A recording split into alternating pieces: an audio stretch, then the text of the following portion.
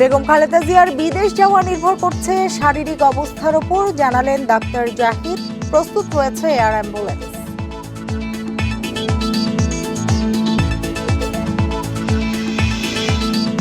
যে কোনো সময় দেশে ফিরবেন তারেক রহমান, নির্বাচনে নেতৃত্ব দেবেন বললেন আমির খসরু।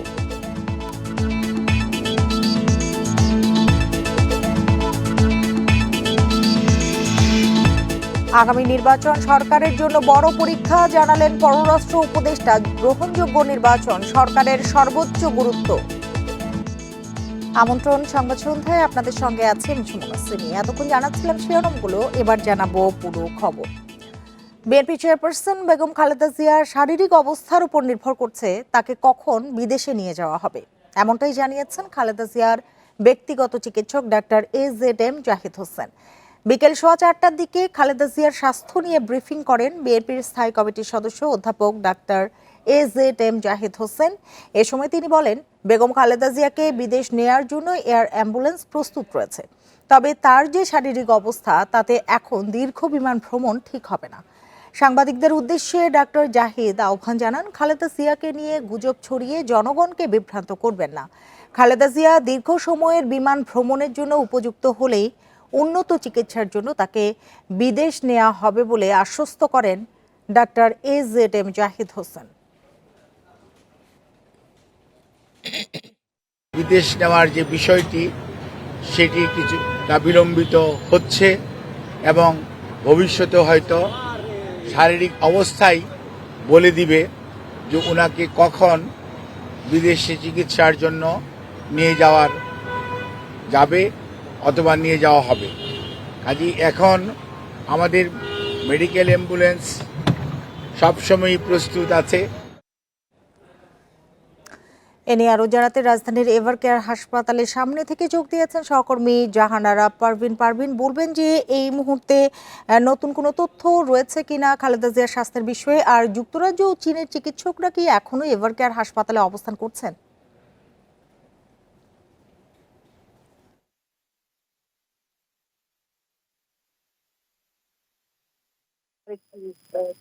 বোর্ডের সভা বসার কথা এবং সেখানে থাকবেন তার পুত্রবধূ জুবাইদা রহমান। এখন তারা রয়েছেন সার্বক্ষণিকভাবে খালেদা জিয়া চিকিৎসকদের তত্ত্বাবধানে রয়েছেন। কিন্তু বিকেল 4টার দিকে জাহিদ হোসেন যে তথ্য দিয়েছেন, এর বেশি আজকের মতো আর কোনো তথ্য পাওয়ার সম্ভাবনা আছে বলে মনে হয় না।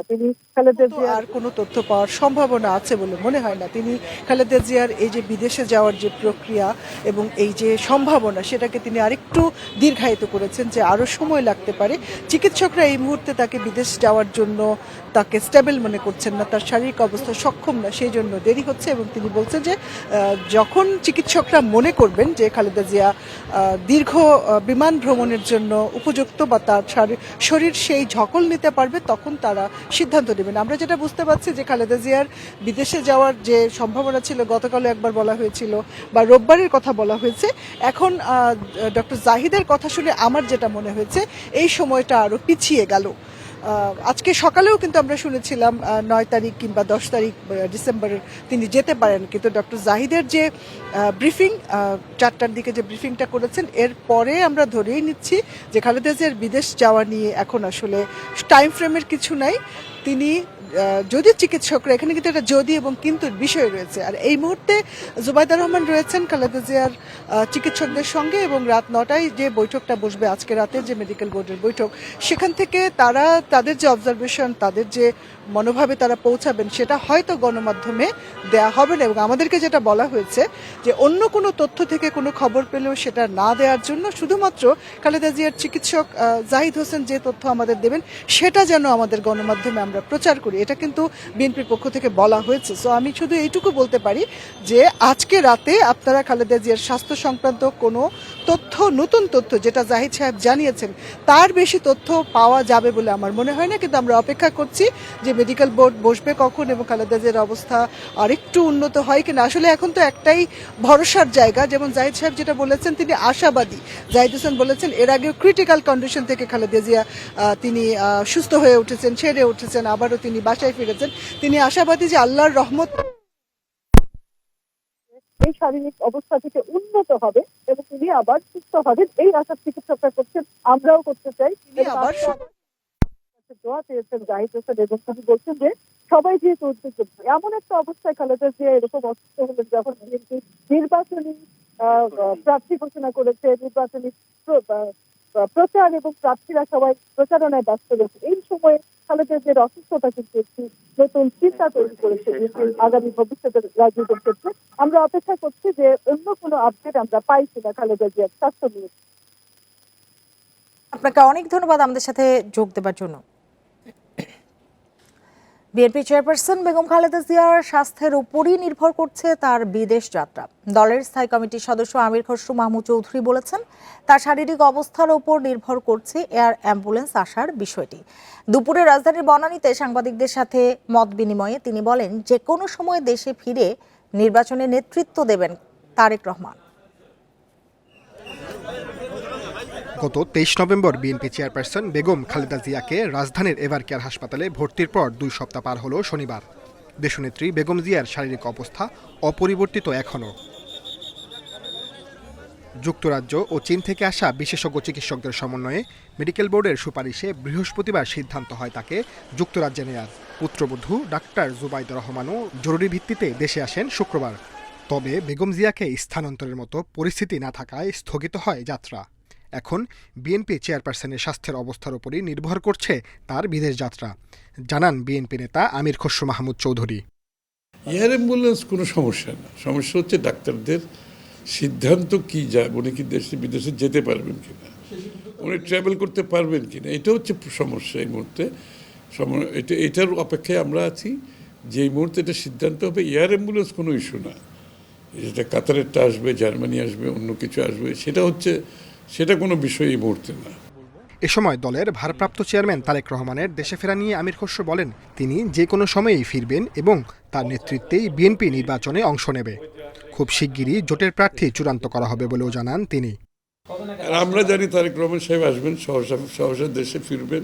ওনার বাড়িঘর সব প্রায় শেষের দিকে, ওনার অফিসের কাজও প্রায় শেষের দিকে, এবং ওনার বাংলাদেশে যে পরিকল্পনা আছে সবগুলো ভালোভাবে এগুলো পরিকল্পনাগুলো সব দলের পক্ষ থেকে, ওনার পক্ষ থেকে আমরা শেষ করে ফেলেছি। সুতরাং উনি যে কোনো সময় বাংলাদেশে আসবেন। তারেক রহমান সাহেব দলের নেতৃত্বে আছেন, উনি দেশে ফিরে আমাদের নির্বাচনী নেতৃত্ব দেবেন। এ সময় ডাক্তার জুবাইদা রহমানের রাজনীতিতে আসা নিয়ে প্রশ্নে আমির খসরু বলেন, এটি একান্তই তার ব্যক্তিগত সিদ্ধান্ত। Sajjad Hossain, Independent News, Dhaka. শরিকদের জন্য এখনো আনুষ্ঠানিকভাবে আসন ঘোষণা না করায় অসন্তোষ বাড়ছে বিএনপি জোটে। তবে বিএনপির নীতি নির্ধারণী নেতারা বলছেন, জোটের বিষয়ে মাথায় রেখেই দলীয় প্রার্থী ঘোষণা করা হয়েছে। শিগগিরই শরিকদের আসনও ঘোষণা করা হবে। হামিদুর রহমান। ত্রয়োদশ সংসদ নির্বাচনকে সামনে রেখে 272 আসনে প্রার্থীদের নাম ঘোষণা করেছে বিএনপি। বাকি আসনগুলো শরিকদের দেওয়ার ব্যাপারে এখনো কোনো আনুষ্ঠানিক সিদ্ধান্ত জানায়নি দলটি। জাহাঙ্গীর হোসেন। বিএনপির এমন সিদ্ধান্তে অসন্তোষ বেড়েছে শরিকদের মাঝে। এর মধ্য দিয়ে বিএনপি তাদের অবদান অস্বীকার করেছে বলে মত শরিক নেতাদের। বিএনপি যেই সিদ্ধান্ত নিয়েছে, তারা আজকে আমাদের প্রার্থিতার প্রশ্নে, নির্বাচনে অংশগ্রহণের প্রশ্নে তারা আমাদের সাথে প্রতিশ্রুতি ভঙ্গ করেছে, তারা আমাদের সাথে বিশ্বাসঘাতকতা করেছে। জনাব তারেক রহমান আমাদের সাথে বৈঠকে প্রতিশ্রুতি দিয়েছিলেন, যারা যুগপৎ আন্দোলনে ছিলেন তাদের সাথে উনি একসাথে নির্বাচন এবং সরকার গঠনের একটি প্রতিশ্রুতি দিয়েছিলেন। আমাদেরকে কোন রকম আলোচনা ব্যতি রেখে প্রার্থী ঘোষণা, আমি মনে করি সেটি এই প্রতিশ্রুতির বরখেলা। আনুষ্ঠানিক ঘোষণা না হলেও শরিকদের অনেকের প্রার্থিতা নিশ্চিত করা হয়েছে বলে জানিয়েছেন বিএনপির স্থায়ী কমিটির সদস্য ইকবাল হাসান মাহমুদ টুকু। তাদের কাছে লিস্ট নিয়েছি অলরেডি, আমরা অনেক কনফার্ম করে দিয়েছি, আমরা ওপেনলি ডিক্লেয়ার করিনি, কনফার্ম কে কোথায় যাবে কনফার্ম করে দিয়েছি। এটা কোনো সমস্যা না, সমস্যা বানালে সমস্যা, কিন্তু এটার ব্যাপারে আমরা সুস্পষ্ট বলে দিচ্ছি কতগুলো সিট আমরা দেবো বলে দিচ্ছি আমরা, এবং শরিক দলরাও জানে এটা কে কে পাবে নমিনেশন, সবাই তো আর পাবে না নমিনেশন। এছাড়া নির্বাচনের চ্যালেঞ্জ মাথায় রেখে শরিক দলের প্রার্থীদের স্থানীয় জনপ্রিয়তাকে বিশেষভাবে প্রাধান্য দেওয়া হয়েছে বলে জানান বিএনপির এই শীর্ষ নীতি নির্ধারণী নেতা। এটা তো ইলেকশন, লোকালেও দেখতে হবে তাদের কে কত ভোট, তারপর আবার একটা সমস্যা হয়ে গেছে, এখন ধানের শীষ পাওয়া যাবে না, তো তাদের মার্কা নিয়ে কতখানি এগানো যাবে এগুলো অনেক হিসাব নিকাশ আছে তো। This election not is election. 18 বছর পর ইলেকশন হবে, সেই ইলেকশনটা যদি আমরা তো হালাখালা করে নিতে পারি না। এদিকে আসন ছাড় না দিলে বিএনপির সঙ্গে সম্পর্ক ছিন্ন করার হুঁশিয়ারি দিয়েছেন শরিকদের অনেকেই। বিগত যে কোনো নির্বাচনের তুলনায় আগামী নির্বাচনকে চ্যালেঞ্জিং মনে করছে বিএনপি। বিশেষ করে আরপিও সংশোধনের ফলে শরিকদেরকে আসন বণ্টনের ক্ষেত্রে অনেক হিসাব নিকাশ করতে হচ্ছে দলটিকে। তাই নির্বাচনী জোট বড় করতে গিয়ে জেতা আসন হারতে চায় না দলটি। মাহফুজার রহমান মিলন, ইন্ডিপেন্ডেন্ট নিউজ, ঢাকা। ত্রয়োদশ সংসদ নির্বাচন অন্তর্বর্তী সরকারের জন্য বড় পরীক্ষা। গ্রহণযোগ্য নির্বাচন নিশ্চিতে সরকার সর্বোচ্চ গুরুত্ব দিচ্ছে বলে জানিয়েছেন পররাষ্ট্র উপদেষ্টা তৌহিদ হোসেন। সকালে রংপুর জেলা প্রশাসকের কার্যালয়ে আয়োজিত মত বিনিময় সভায় উপদেষ্টা বলেন, কারো কোনো অভিযোগ থাকবে না এমন নির্বাচনী আয়োজন করতে চান প্রধান উপদেষ্টা। নির্বাচন ঘিরে কোনো নাশকতা বা বিশৃঙ্খলা তৈরির চেষ্টা করা হলে কঠোর হবে সরকার। বলেন, শুরুর দিকে আইনশৃঙ্খলা পরিস্থিতি খারাপ থাকলেও ধীরে ধীরে পুলিশ আত্মবিশ্বাস ফিরে পেয়েছে। এ সময় উপদেষ্টা নির্বাচনে সব রাজনৈতিক দলের অংশগ্রহণ ও দায়িত্বশীল ভূমিকার ওপরও গুরুত্ব আরোপ করেন। সামনে একটা অত্যন্ত বড় টেস্ট আছে কিন্তু আমাদের, সেটা হলো যে নির্বাচন খুব বেশি দিন নাই, আপনারা জানেন। এবং প্রফেসর ইউনূস কিন্তু সবসময় বলছেন যে এটা একটা আদর্শ নির্বাচন হতে হবে, যেটা থেকে কারো কোনো কমপ্লেন থাকবে না। এবং সেক্ষেত্রে আইন শৃঙ্খলাটা খুব গুরুত্বপূর্ণ, কারণ যেই ক্যান্ডিডেটের হারার সম্ভাবনা তিনি কিন্তু সবসময় গন্ডগোল সৃষ্টি করার চেষ্টা করতে পারেন। ফ্যাসিস্টরা দেশ ছেড়ে চলে গেলেও ফ্যাসিজমের কালো ছায়া এখনো রয়ে গেছে বলে মন্তব্য করেছেন জামায়াতে ইসলামীর আমির ডাক্তার শফিকুর রহমান। দুপুরে সিলেটের ঐতিহাসিক আলিয়া মাদ্রাসা মাঠে 8 দলের বিভাগীয় সমাবেশে তিনি এসব কথা বলেন।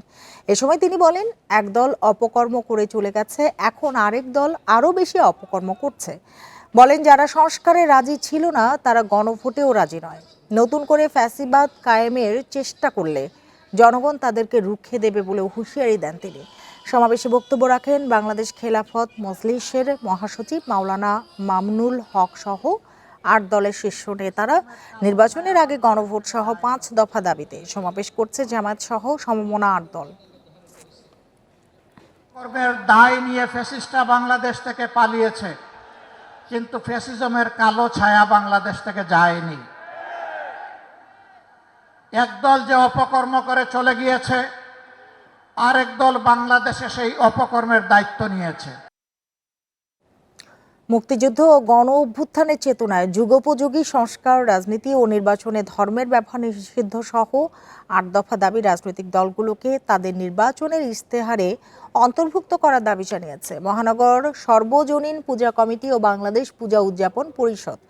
সকালে রাজধানীর সিরডা মিলনায়তনে ত্রয়োদশ জাতীয় সংসদ নির্বাচন ও আমাদের প্রত্যাশা শীর্ষক আলোচনায় বক্তারা অভিযোগ করেন, জুলাই অভ্যুত্থানে বৈষম্য বিরোধী রাষ্ট্র ও সমাজ প্রতিষ্ঠার চেতনা থাকলেও বর্তমানে ধর্মীয় ও জাতিগত সংখ্যালঘুরা আক্রান্ত হচ্ছে। ফ্যাসিস্টদের দোসর তকমা লাগিয়ে হামলা, বাড়িঘরে অগ্নিসংযোগ, এমনকি দেশ ছেড়ে চলে যেতে হুমকি দেওয়া হচ্ছে। প্রশাসনেও সংখ্যালঘুদের চাকুরিচ্যুত, অবসরে বা ওএসডি করা হচ্ছে, যা গণতান্ত্রিক ধারা বিরোধী হিসেবে উল্লেখ করেন বক্তারা। নির্বাচনের আগে ও পরের 1 মাস আইনশৃঙ্খলা রক্ষাকারী বাহিনী যেন সংখ্যালঘুদের নিরাপত্তা জোরদার করে, সে আহ্বানও জানানো হয় আলোচনা অনুষ্ঠানে। বক্তারা বলেন, দখলে সব রাজনৈতিক দল প্রায় একই চরিত্র ধারণ করে। আগামী নির্বাচনে যেন তারা দাবার গুটি না হয়, এ দাবি করেন বক্তারা।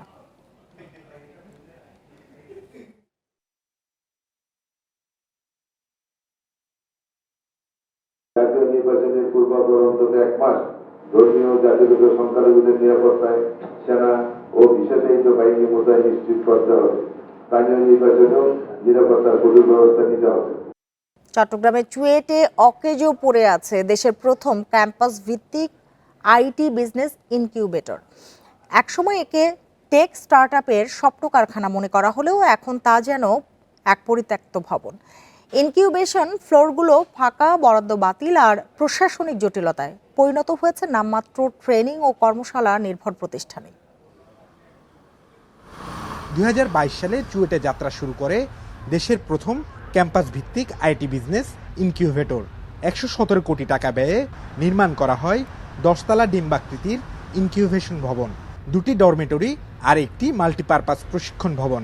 প্রতিষ্ঠার 3 বছরেও অব্যবহৃত এসব স্থাপনা। হাইটেক পার্ক কর্তৃপক্ষের অধীনে থাকা ইনকিউবেশন ভবনটি বর্তমানে দেখভাল করছে চুয়েট কর্তৃপক্ষ। শুরুতে চাল ডাল বাটারফ্লাই সহ 12টি আইটি প্রতিষ্ঠানকে ফ্লোর বরাদ্দ দেওয়া হলেও এখন আছে মাত্র 3টি। 27টি স্টার্টআপের জন্য বরাদ্দ সুবিধা থাকলেও বর্তমানে কাজ করছে 15টি। আবার বরাদ্দ পাওয়া অনেকে নিয়মিত কাজ না করায় ভবনের প্রায় 90% খালি পড়ে আছে। যারা ওই প্রতিষ্ঠানগুলো চালায় বা ইন্ডাস্ট্রি থেকেও আসলে ওই ফ্রেমওয়ার্কগুলো অনেক স্ট্রং থাকে, আমাদের দেশে এটাতে অনেক ঘাটতি আছে। এটা শহরের একটু দূরে হওয়াতে অনেক কোম্পানি ইন্টারেস্টেড হন না, এটা স্বাভাবিক। আমাদের লোকবট সংকটের কারণে অনেক হিমশিম খেতে হচ্ছে। যেমন আমাদের এখানে ইন্টারন্যাশনাল কনফারেন্স হয়, তারপর স্টুডেন্টদের বিভিন্ন সেমিনার হয়, বিভিন্ন ধরনের ডিপার্টমেন্টের বিভিন্ন ধরনের কর্মশালা হয়। ইনকিউবেটরটি চুয়েটকে হস্তান্তর নিয়ে ইউজিসি ও হাইটেক পার্ক কর্তৃপক্ষের মধ্যে রয়েছে জটিলতা। 3টা কোম্পানি আছে, তারা এখন কাজ করতেছে আর কি। এখানে এই মুহূর্তে 15টার মতো স্টার্টআপ আছে। তাছাড়া এটাকে চালাইতে গেলে, এটাকে একটা ইনস্টিটিউটের আদলে বিশ্ববিদ্যালয়ের ফ্রেমওয়ার্কে ফিট করতে গেলে, ইউনিভার্সিটির নির্দিষ্ট কাঠামোর মধ্যে আনলে এইটার সাস্টেনেবিলিটিটা আসলে নিশ্চিত হবে। আইটি নির্ভর প্রতিষ্ঠান ও স্টার্টআপ তৈরির লক্ষ্য নিয়ে গড়ে ওঠা ইনকিউবেটর এখন পরিণত হয়েছে নামমাত্র ট্রেনিং আর কর্মশালা নির্ভর প্রতিষ্ঠানে। Abdullah Rakib, Independent News, Chittagong. খেজুরের শুল্ক হার নিয়ে জটিলতা নিরসন না হওয়ায় স্বস্তি মিলছে না বাজারে। এতে আসছে রমজানে খেজুরের বাজারে অস্থিরতার শঙ্কা দেখা দিয়েছে। ব্যবসায়ীরা বলছেন, আমদানি শুল্ক কমালে রোজায় ভোক্তাদের নাগালে থাকবে দাম। একই সঙ্গে খেজুরকে বিলাস পণ্যের তালিকা থেকে বাদ দেওয়ারও দাবি তাদের। দেশে বছরে খেজুরের চাহিদা প্রায় 1,10,000 টন। এর মধ্যে শুধু রমজান মাসে চাহিদা থাকে প্রায় 80,000 টন। চাহিদার পুরোটাই আমদানি হয় মধ্যপ্রাচ্যের বিভিন্ন দেশ থেকে। সম্প্রতি রমজানে ভোক্তাদের স্বস্তি দিতে অপরিহার্য পণ্য খেজুরের আমদানি শুল্ক ও অগ্রিম কর কমানোর জন্য জাতীয় রাজস্ব বোর্ডকে সুপারিশ করেছে বাণিজ্য মন্ত্রণালয়। কিন্তু এখনও কোনো সিদ্ধান্ত নেয়নি এনবিআর। ফলে শঙ্কা কাটছে না খেজুরের চড়া দাম নিয়ে। ব্যবসায়ীরা বলছেন, শুল্ক কমতে পারে এই আশায় অনেকে আমদানি করছেন না সময় মতো। আবার অনেকে আমদানির পর বন্দর থেকে খালাস করছেন না খেজুর। এমন পরিস্থিতিতে শুল্ক জটিলতা দ্রুত সমাধান জরুরি। বিলাস পণ্য কারা কিনবে? শুধু তো যারা অনেক টাকার মালিক তারাই কিনবে, যারা রিচ পিপল তারাই কিনবে। কিন্তু মধ্য আয়ের মানুষ এবং সাধারণ মানুষ যদি ফল খাওয়ার কি অধিকার নাই তার? এটা তো আমার মৌলিক অধিকার, আমি খাদ্য গ্রহণ করব। এটার ভিতরে এত ডিউটি হওয়া উচিত না বলে মনে করি। সরকার আমদানি শুল্ক কমালে বাজারে যেন তার ইতিবাচক প্রভাব পড়ে সেদিকে নজর দেওয়ার আহ্বান ভোক্তাদের। সিন্ডিকেট রোধে কার্যকর তদারকিও চান তারা। ট্যাক্স বাড়ায় দিছে থেকে দাম বাড়ায় দিছে, বলছেন এক কারণে আপনার অনেক বাইরে আছে 200-300 টাকা করে। তো সামনে রমজান আইতেছে, সাধারণ মানুষ কেমনে খেজুর খাইবে? স্বাভাবিক থাকে যাতে খাইতে পারে সবাই, যাতে ইফতারি করবো, ইফতারির সময় যেহেতু ফল নিয়ে খাইতে পারে, দাম কম থাকলে সবাই খাইতে পারে। বর্তমানে খেজুর আমদানিতে সব মিলিয়ে 57.20% শুল্ক কর রয়েছে। গেল বছর রোজার 3 মাস আগেই শুল্ক কমিয়েছিল NBR. Shahid Ahmed, Independent News, Dhaka. আইনের কঠোর প্রয়োগে বন দখল মুক্ত করা ও পাচারকারীদের ধরতে আরও মনোযোগী হওয়া জরুরি বলে মনে করেন পরিবেশ ও বন উপদেষ্টা। শনিবার দুপুরে রাজধানীর আগারগাঁও বন ভবনে এক মত বিনিময় সভায় বন বিভাগে দুর্নীতিগ্রস্তদের বিরুদ্ধে শক্ত অবস্থান না নেয়ায় ক্ষোভ জানান উপদেষ্টা। দেশের বন্যপ্রাণী সংরক্ষণে 3 শতাধিক স্বেচ্ছাসেবকের মিলন মেলা। আগারগাঁও বনভবনে হৈমন্তী সেমিনার হলে জমায়েত সারা দেশের কর্মীরা। প্রান্তিক এলাকায় বন্যপ্রাণী হত্যা, আহত ও পাচার হলে সবার আগে খবর দেন তারা। প্রাণের ঝুঁকি নিয়ে বন বিভাগের সহায়ক কাজ করলেও তাদের নেই কোনো আর্থিক প্রণোদনা। বাংলাদেশ সরকার এখন যে সম্মাননাগুলো দিচ্ছেন, যে অ্যাওয়ার্ডগুলো দিচ্ছেন, তার মধ্যে স্বেচ্ছাসেবীদের জন্য যেন এই অ্যাওয়ার্ডের পরিমাণটা বাড়ানো হয়, সংখ্যা বাড়ানো হয়, তাদেরকে যেন নিবন্ধিত করা হয় এবং প্রতি বছর তাদের একটা মূল্যায়ন করা হয়, মূল্যায়ন শেষে তাদেরকে পদক দেওয়া হয়। বন ও পরিবেশ উপদেষ্টা জানান, বন্যপ্রাণী সংরক্ষণ ও নিরাপত্তা অধ্যাদেশ পাশ হয়েছে। এতে থাকবে স্বেচ্ছাসেবীদের জন্য ভাতা ও প্রণোদনা। আইনে অনুমোদন হয়েছে, এখন বিধিমালা করে টাকাটা আনতে হবে। আমি হয়তো বিধিমালা পর্যন্ত চূড়ান্ত করে দিয়ে যেতে পারবো, বাকিটা টাকা যেন আসে। সরকার নিশ্চয়ই কমিটমেন্ট আছে বলে এই কথা বলেছে। বন ও বন্যপ্রাণী অপরাধীদের বিরুদ্ধে শক্ত অবস্থানে থাকা জরুরি। আইনের কঠোর বাস্তবায়নে বন বিভাগকে হতে হবে আরও দক্ষ ও দায়িত্বশীল। তার জন্য আইনের প্রয়োগের দিকে বেশি মন থাকে, বন দখলদারদের বিরুদ্ধে বেশি কাজ থাকে, বন্যপ্রাণী আমদানি রপ্তানি করে যাদের কারণে আমরা লাল তালিকাভুক্ত হই তাদের ব্যাপারে বেশি কাজ থাকে। গাজীপুর সাফারি পার্ক থেকে একজোড়া লেমুর চুরির ৮ মাসেও মূল অপরাধী চিহ্নিত না হয় ক্ষোভ প্রকাশ করেন উপদেষ্টা। অপরাধীকে বেতন দিয়ে পোষার তো কোনো দরকার নেই আমার। সাফারি পার্ক থেকে লেমুর চলে যাবে, কিন্তু সাফারি পার্কের দায়িত্ব থাকা কারোর বিরুদ্ধে ব্যবস্থা গ্রহণ করব না, এটা তো আমি থাকতে হতে পারবে না। Shahriar Anirban, Independent News, Dhaka. আর এই ছিল এখনকার সংবাদে। ইন্ডিপেন্ডেন্ট টেলিভিশনের সব খবরের আরও বিস্তারিত জানতে চোখ রাখুন ফেসবুক, ইউটিউব এবং এক্সে। ধন্যবাদ সবাইকে এতক্ষণ সাথে থাকার জন্য।